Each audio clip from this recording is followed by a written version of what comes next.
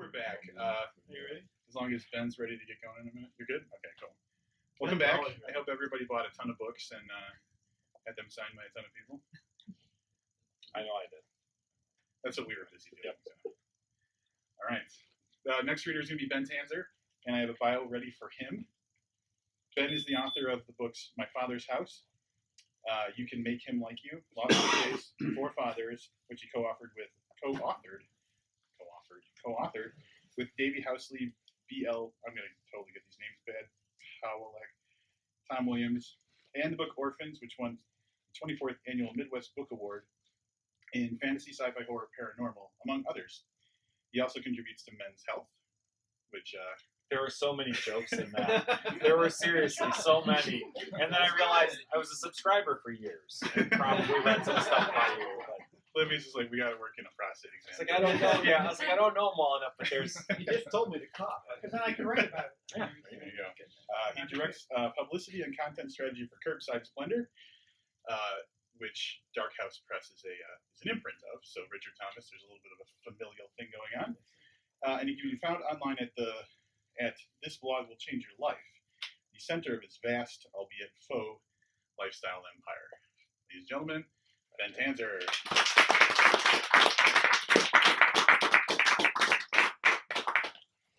It is really nice to be here. Anything to support Brandon, I am thrilled about. It's cool to have the booked guys here. I love CLIT. This chair is so low. If you say at my house, it's got a lot of ass sinkability. Anyway, it's an honor. I love the bookstore and thrilled to be part of this.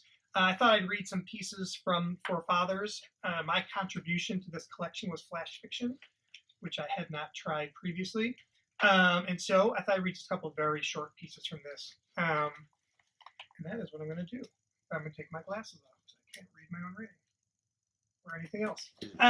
This first piece is called Unborn.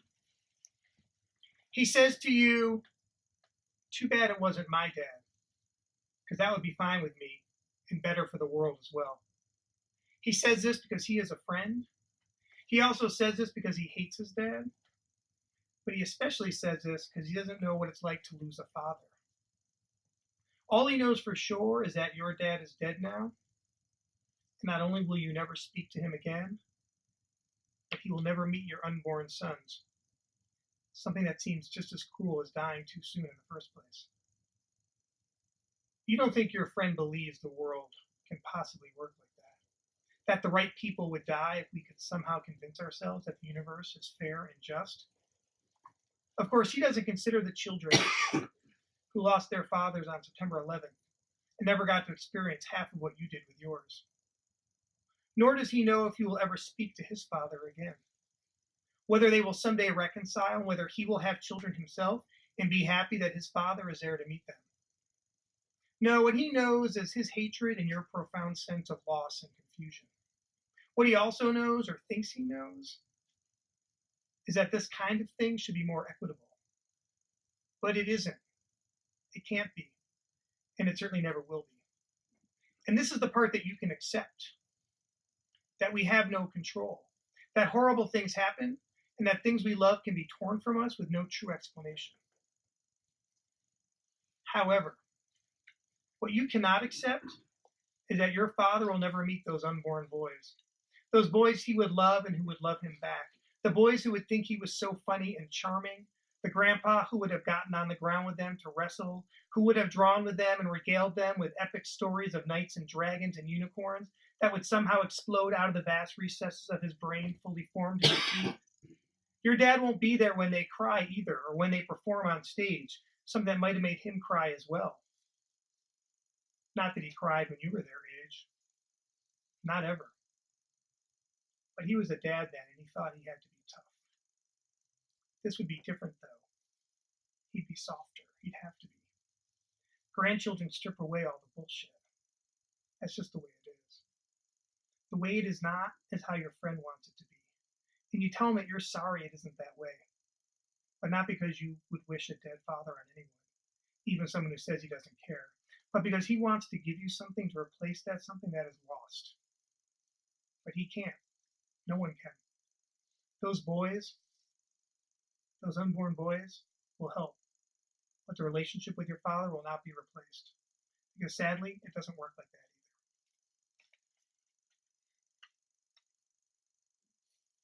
either. Sorry. Yes, that was the first one. That was poorly done on my part. I'm going to read you a piece called Lies.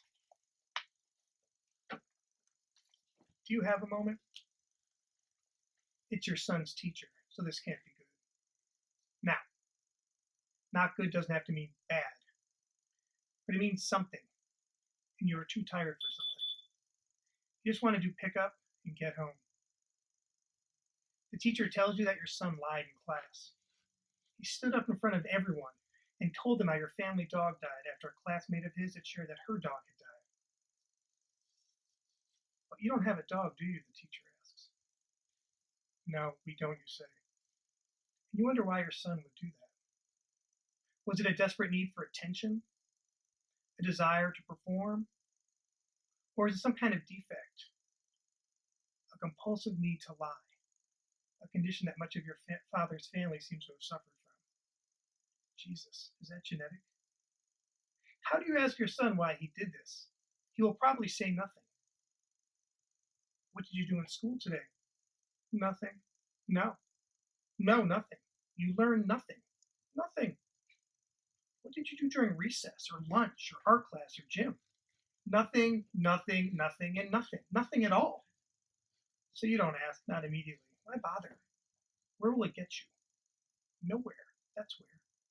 But when your son formally invites you to attend a parent-teacher conference in his bedroom that weekend, you go. You are happy to. You walk into his room at the scheduled time, and your son is sitting cross-legged in his baggy sweatpants in bed, shuffling papers, and so very serious that you sit when he asks you to. When your son asks you if you know that your child lied in class, you say, you heard something like that had happened, but that your son doesn't tell you much, and so you certainly don't know the whole story, not really. Might the teacher be willing to share the story with you, you ask your son? Of course, your son says. Do you know that one of your son's friends had a dog that died, he says? You do, you say. That's really sad. It must be very hard for her. It is. And did you know that your son stood up and said his dog had died even though you don't have one because he thought his friend might feel better if she thought someone else had lost something they loved, but that it hadn't worked out like that, like he thought it would, that she didn't feel better, that soon he realized he'd made a terrible mistake? Did you know that, he says in a rush of words? You did not, you say. But you think your son tried to do a wonderful thing, even if he was confused about how it might go. You also think that you were really proud of him. And you ask that maybe the teacher would let him know this. The teacher would be happy to share that with him, your son says. Wonderful, you say. And maybe, because you know, our son doesn't tell us much, maybe we could do this again sometime. It's been really helpful. Maybe we can, your son says. We'll be sure to schedule something. Which you hope he does, even if you have no idea how this came about and what it means about him or you or where any of this will go. But you don't need to. You don't need to. Right. A couple other shorties and we're done. We'll hand off to the big gun. There's a piece called Younger. I'm shocked how often my dad comes up in these stories, even though they're mostly fiction. Anyway. Maybe your dad was right, your wife says, as the two of you sit at the kitchen table one Sunday morning, the half-eaten pancakes lying there in a pool of coagulating syrup, the New York Times scattered everywhere, the boys off in the back, screaming, crying, shouting, fighting, all of it, and endlessly at that. You sit there for a moment trying to figure out what your father might have been right about. He was a smart guy and full of unsolicited, though at times useful advice. What could you have said here that applies? Yeah, you say? What was he right about? How you should never pee off the back of a truck into the wind? That was sound advice, you think, though clearly stolen from on the road. Your wife laughs her throaty Brenda Vaccaro laugh. No, she says, that other thing. What? You say. How there's no reason to ever get married? Or I should always drive defensively? He loved that one, too. Nope, she says, scanning the style section. Not those either. There's something else you think? Fuck, really? What? Got nothing, you say. That's what she said, she says. Indeed, you say. Well played. What? What then? What are we talking about here? That thing. You don't need to have more than one kid, she says. How you, your mom, and him, the three of you, you were a good team. But then they added your brother, and it was never quite the same after that. Now it's your turn to laugh. Oh, that thing, right. He definitely said that. Don't tell my brother, though, you say. And you both laugh. The two of you were never going to have just one kid. None, maybe, but not one. What if he or she died? Then what? You'd have nothing. And nothing after something was not going to work. You both felt this way, not that you had ever discussed it. Not that you had to. All you had to do was confirm the feeling when you decided to have the first one, its mutuality, and how wrong it sounded said out loud, but how it had to be said anyway. Yet you do wonder, which part of having the second one is she referring to? Is it the sudden lack of money? The endless fucking noise? The stress, the exhaustion? What? All of it? None of it? Whatever. It doesn't matter. It all kind of sucks. You don't have to ask her which part sucks the most. The boys amble into the room. The older one turns on the computer, some fashion site he loves. He puts on his headphones and he tunes you out completely. The younger one just sort of falls over on the ground and starts talking to himself about what you cannot comprehend and never can. Something about Pokemon, you think. But beyond that, it is unknown to you and anything else he says. You think about the day you brought him home, how scary it was, even though you'd done it before, and how unbelievably yummy he was from jump. So yummy that you could just eat him and would have all of him just gulping him whole. The older one has always been harder, beautiful, but twitchy and ready for a fight. Little one, though, he's like a donut. A grimy, oozy, sticky, crying powdered donut you just want to stroke and smell and curl up with every moment possible. You look at him some more. You turn away to look at your wife, who's staring at him as well, a small smile snaking across her beautiful face.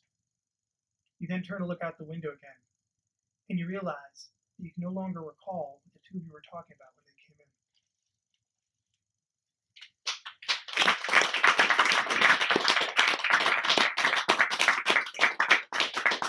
Thank you, and one very small final shorty. This one's called Consumption.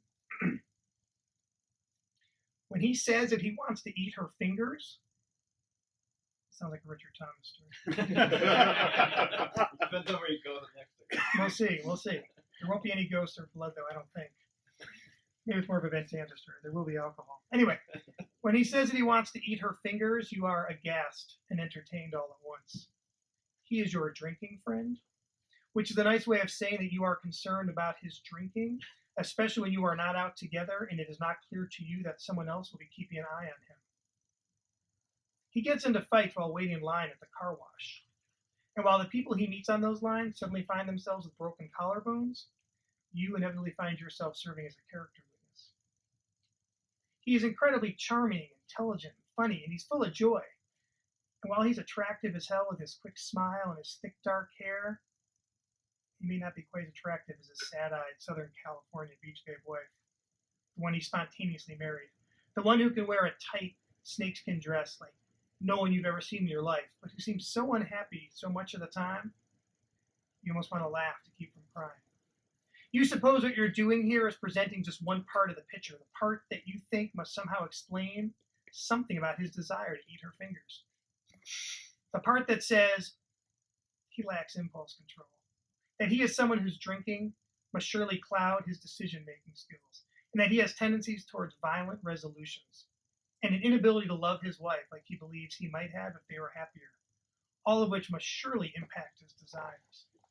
You should note, though, it's not his wife's fingers he wants to eat, but those of his newborn daughter. She who is the color of latte and so ridiculously full of unrequited love that when you are around her, you are worried that one of you will surely burst from the sheer cuteness alone. It's her fingers he wants to eat.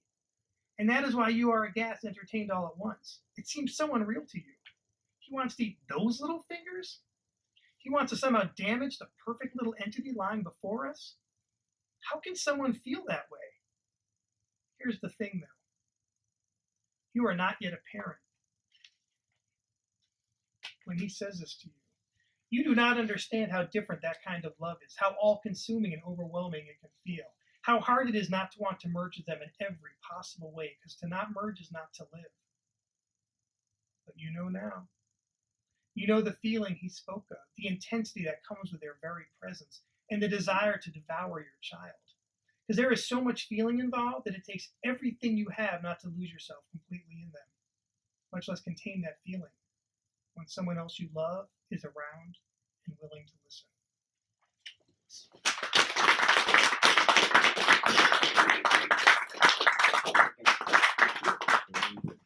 I give it up for writing in the second person. Yeah, and not only did he have some nice uplifting stories that we heard, but I've never seen somebody that could that adequately match their shoes to their shirt. Like, he is spot on. I was thinking that earlier, and the book. It's Wow, embarrassing. that's astonishing. Amazing. I apologize.